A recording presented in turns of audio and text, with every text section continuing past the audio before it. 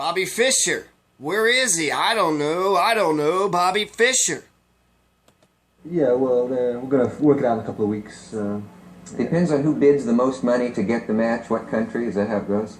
Well, it depends. If me and the Russians agree on the site, then it's settled. But if we don't agree, then this international chess body is going to work it out. International Chess Organization. FISA. So this is Bobby Fischer on the Dick Cavett Show. It's just to kind of give you a sense of the tone and what Bobby Fischer sounded like in 1972 at the top of his game when he was the epitome of America, and he's going to defeat the Russians in this big like battle royale, sort of competition. And it was pretty exciting. It was during the Cold War, so it was a way for capitalist America to kind of stand up. Before Bobby Fischer is mentioning that United States was known for football and baseball, athleticism, but not intelligence. But when he came up with when he was this basically grandmaster chess champion, he put, he kind of. And he actually did. This is absolutely true. This is during the Cold War, right, with the Russians and nuclear bomb, 1972. Bobby Fischer comes on the scene. The Russians financed, right? They publicly financed a chess team. Bobby Fischer was just when he was a little boy, he just got into fucking chess like a crazy person and just stuck to it. And he was a badass. I saw this one clip where he was playing like 20 different people in a room. He would just go from one board, make a move, go to the next board, make a move, and then just keep circling around. And he would win. He would win every single one of those fucking matches. So he would look at the thing for a few seconds, take the next move, go to the next person, and he would win. He would win all 20 matches. So Bobby Fischer was a fucking badass. Unfortunately, he's dead now. He died just a couple years ago, 2008. So actually, almost 10 years ago. So we've been without Bobby Fischer. R.I.P. Bobby Fischer. So here's what he sounded like in 1972. They ask you and Spassky, right. If he says, if you both agree on Argentina. Spassky? That's it, right. But if we don't agree, then they're going to decide for us where it'll be. I see. And you get, how many rejects do you get? I don't even really know the system. I didn't study it too carefully, Do you much care where it's played? Well, no. I'd like to play here, but unfortunately we didn't put up too much money, so I don't know if I can accept it. Chicago bid, I think. Chicago, only $100,000. Yeah. Yugoslavia, $152,000. Yeah. Argentina, $150,000. So. But you don't automatically go for the highest bidder then? Well, I'm going to go for a pretty high bid, yeah. If Russia were chosen, how would you feel about that? I wouldn't be too happy, but they didn't even put a bid in. They saved me the trouble of rejecting it. Okay, so this conversation, Dick Cavett actually just makes me feel uncomfortable. He just makes me feel uncomfortable. It's almost like he's more sex symbol than he is of any substance. So he's all about his hair, he's all about his pose, and he doesn't even know what the fuck is going on. So he's kind of like, blah, blah, blah, blah, blah, blah, blah, blah, blah. Really, you're the show, why don't you just tell us what the fuck is going on? So I don't think he understands that that's his role. Come on, Dick Cavett. So Bobby Fischer, he was pretty pissed off after 9/11, and he had some strong words for the United States. Like the day after, or maybe the day of 9/11. So here's some of his comments the day of 9/11. We have chess grandmaster, the world chess champion, Bobby Fischer. He's on the line right now and would like to give some thoughts, maybe some opinions, commentary on what happened at the World Trade Center just about a few hours ago, including that of the White House. This is the introduction, okay? So I think Pentagon too. Right? Get ready. Right now, Bobby, how do you feel about 9/11? Yeah, how you sure, Pavel? Yes, well, this is all wonderful news. It's time for the fucking U.S. to get their heads kicked in. So it's time to finish off the U.S. once and for all. Right, of course, everybody knows how you... You know, I heard on the BBC a few months ago a very profound but simple statement. It really stunned me. I couldn't believe the guy was saying it, talking about some of the crimes of the U.S., some of the horrible... So I don't know if you can totally clearly say it, but the first thing he says was that 9/11 was wonderful news, and it's time for the fucking U.S. to get their heads kicked in. This is the epitome. This is Mr. America in 1972. There's nobody more popular than Bobby Fischer. That the U.S. is committing all over the world, and the BBC guy just said it. I couldn't believe my ears. This just shows you that what goes around comes around, even for the United States.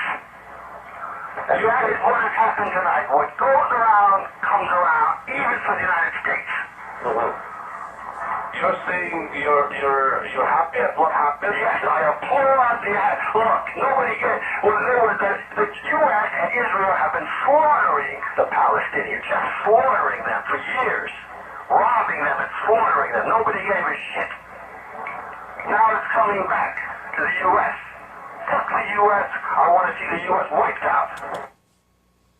So that's some pretty strong terms. Now, I am very conflicted with Bobby Fischer for one thing as an American, right? But he's right about our foreign policy, and then he's anti-Semitic, and he was a Jew, so he was the cultural Jew, maybe, I don't know what you'd want to say, because he grew up as a Jew, and there was this one article. And I'm not for sure who's the one who's more fucked up, the author of this article or Bobby Fischer, but the title of it was, "What Kind of Jew Was Bobby Fischer?"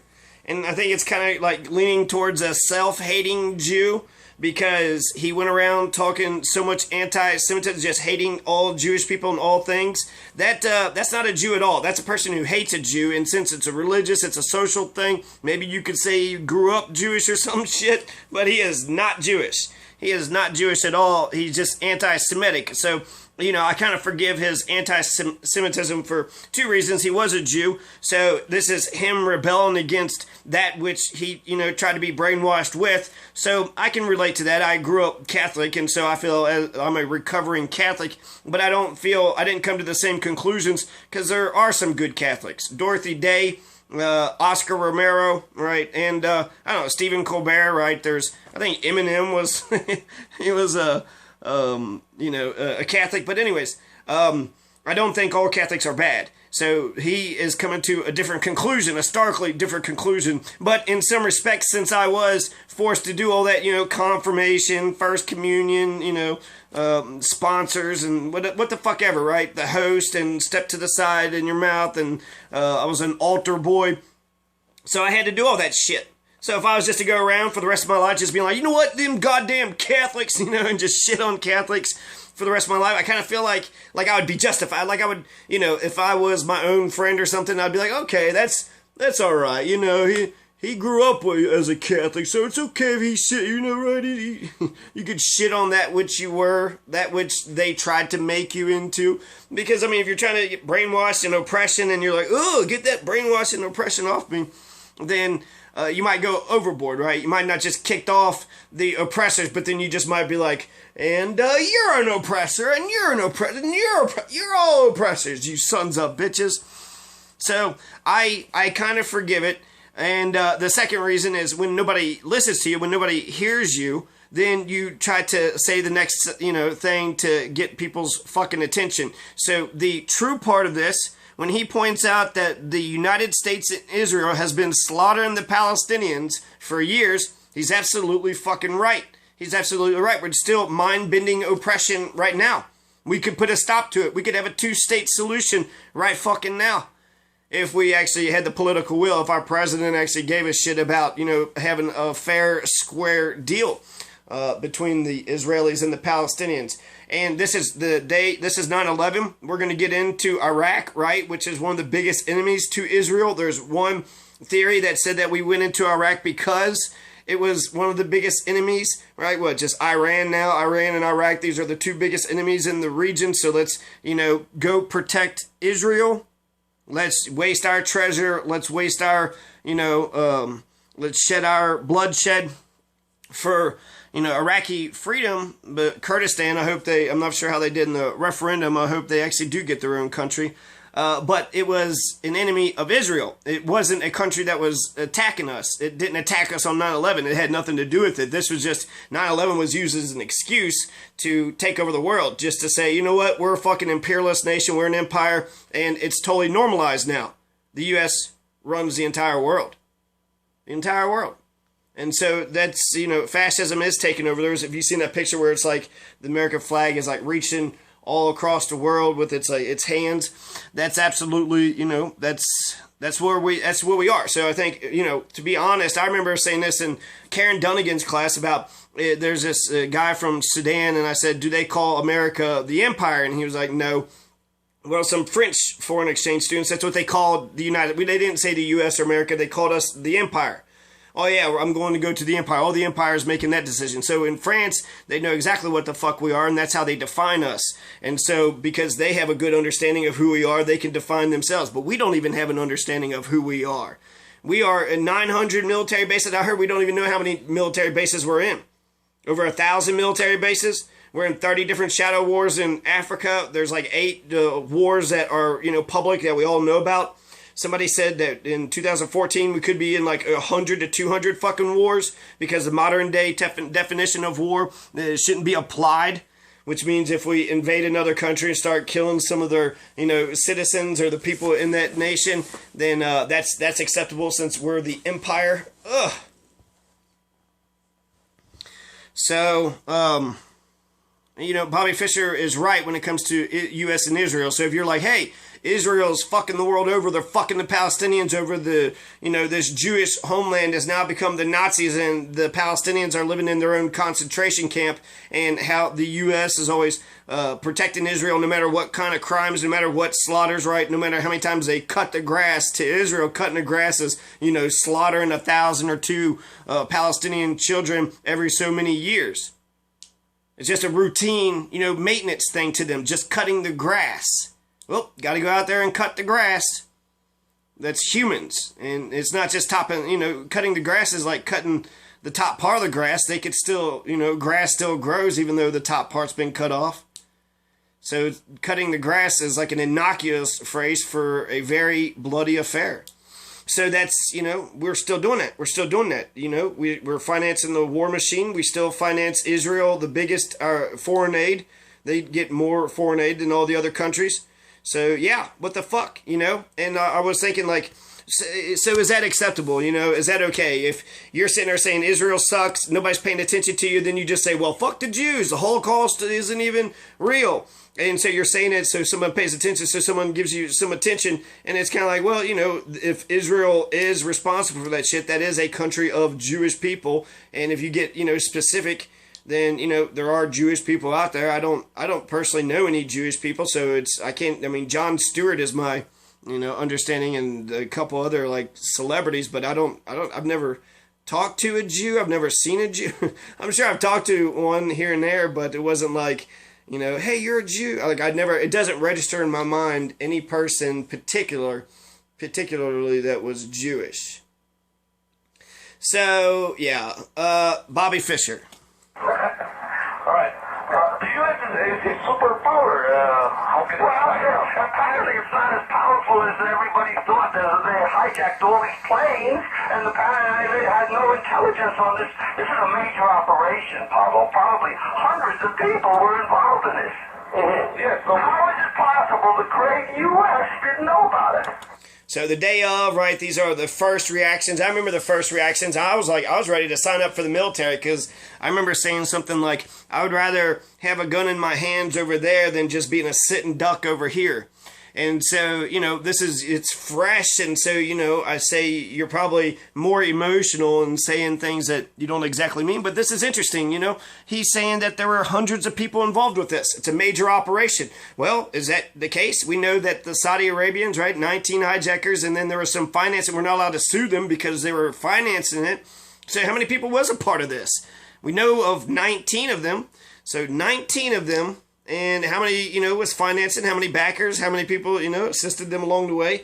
There could be 100 or 200, so that would make him correct. Hundreds.